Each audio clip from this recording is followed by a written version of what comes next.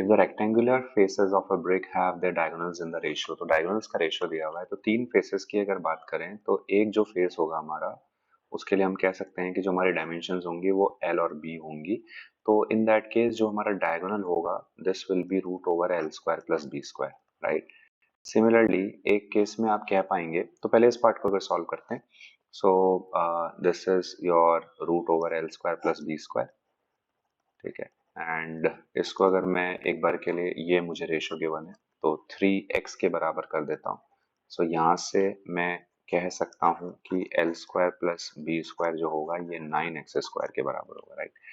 Now root over B square plus H square, क्योंकि एक और फेस लेना है तो बी और एच लेंगे उसके dimensions, and then third face के एच और एल लेंगे। So this is 2 root 3। So this can be written as 2 root 3x. So यहाँ से अगेन हम कह सकते हैं कि b square plus H square जो होगा ये बराबर होगा 12x स्क्वायर के, right. So next is your root over H square plus L square, right.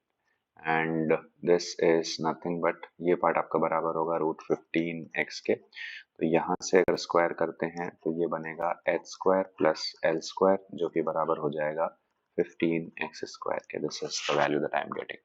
Now what I have to do is I have to simply add the 3, right? So अगर हम ऐसा करते हैं तो 2 times l square आ रहा है, 2 times b square, 2 times h square. So 2 times of l square plus b square plus h square, ये बराबर होगा 15 and 12 27, 27 and 9 will be 36. So this is 36x square. यहाँ से l square plus b square plus h square की value हो जाती है 18x square. अब इसमें से अगर l square plus b square minus कर देते हैं तो हमें h square मिलेगा, बट हमसे पूछा क्या है, the ratio of the length of the shortest edge of the brick to that of the longest edge, right. तो अगर हम पहले फाइंड आउट करते हैं तो let's go for h square. तो एच स्क्वायर की वैल्यू यहाँ से आएगी, तो आप इस पूरे इक्वेशन में से L square plus B square plus H square में से L square plus B square minus कर दीजिए, यानी 18 माइनस 9 करते हैं तो आता है 9x square. This is H square, right.